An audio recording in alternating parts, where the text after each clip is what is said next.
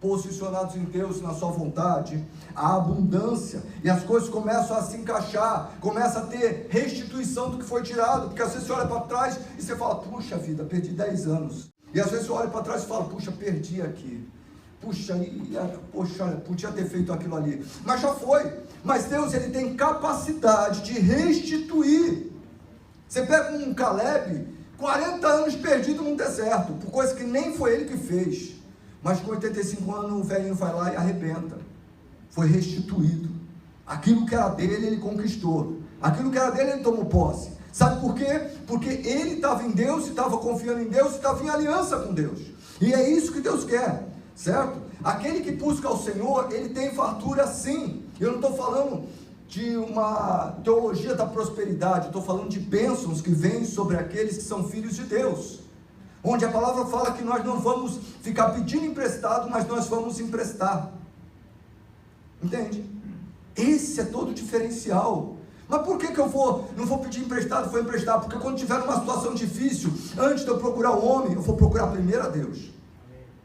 E sabe, nessas situações já aconteceu comigo. Eu estava conversando com a Rosana, está numa situação, e a gente está falando de noite, de repente chega no domingo, uma pessoa pega e tal, falou o que a gente queria, ou falou que a gente necessitava, ou de repente, em situações que a gente precisava de algo, e a gente vê Deus suprindo. Mas sabe por que Deus faz isso?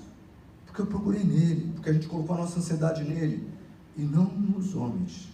Às vezes Deus vai usar homens também, às vezes Deus vai permitir que a gente chegue a alguém, mas Ele vai direcionar quem, como e de que maneira. E nunca vai ser para você sair envergonhado, mas para o nome de Deus ser glorificado. Entende?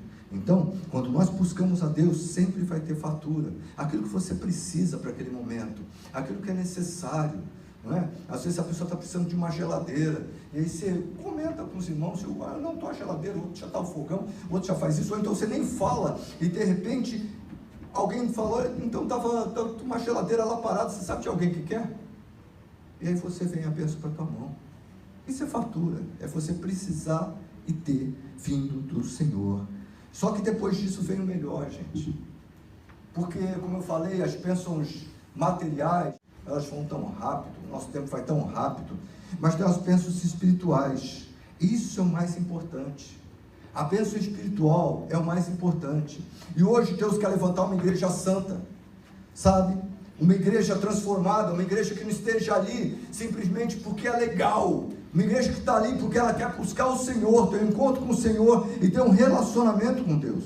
Deus, Ele está nos colocando para voltarmos para Ele, para que Ele possa nos levantar com ousadia, fazer diferença. Esse mundo está perecendo. Na França eu vi uma pesquisa, 55% dos franceses já são ateus. Enquanto isso, os cristãos estão querendo ser politicamente corretos e teologicamente incorretos.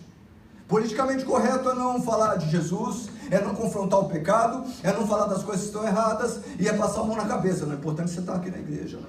Você está na igreja, está bom, né? Está dando dízimo? Então melhor ainda, fica aí. Agora, ser correto é você pegar aquela ovelhinha como se fosse teu filho e você tratar, você ensinar, você cuidar para ele ser um homem segundo o coração de Deus, você tratar para você ter a convicção que ele vai caminhar segundo a vontade de Deus, e quando Jesus vir buscar a sua igreja, ele vai. Se ele morrer hoje, você tem certeza que ele está lá. Porque tem muita gente que está numa igreja, e aí o cara coloca, agora está em paz, mal sabe que não está com tanta paz assim onde ele está, porque às vezes viveu só de fachada.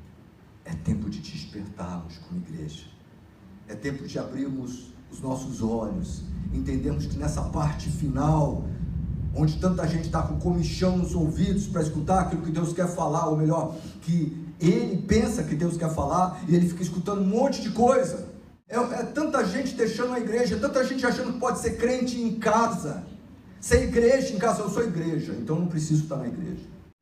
É tanta coisa errada, mas Deus quer levantar uma igreja pura, uma igreja santa, uma igreja, sabe, assim como foi um remanescente fiel nesse último tempo, um remanescente que vai ser instrumento de avivamento aqui no Japão e aonde ele estiver, um remanescente que vai poder ser usado poderosamente pelo Senhor em dons, em milagres, em prodígios. Pessoas que muitas vezes você vai olhar assim e vai falar, esse cara não tem nada a ver, e Deus fala, mas é esse o meu escolhido, porque ele se arrependeu, porque ele se posicionou, porque ele creu, e eu estou tomando ele nas minhas mãos para fazer algo com ele.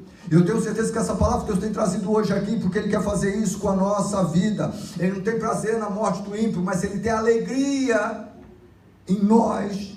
Ele não tem prazer no nosso sofrimento, mas Ele quer nos trazer alegria e vida em abundância, para que nós alcancemos tudo aquilo que tem para nós. E quando nós nos arrependemos, vem a unção de Deus, vem a santificação de Deus, vem o poder de Deus sobre a nossa vida. Quando o seu povo se arrepende, bênçãos sem limites chegam sobre nós. Tudo aquilo que o inimigo tirou, tudo aquilo que está fora de encaixe, sabe? Tem coisa que você não consegue encaixar.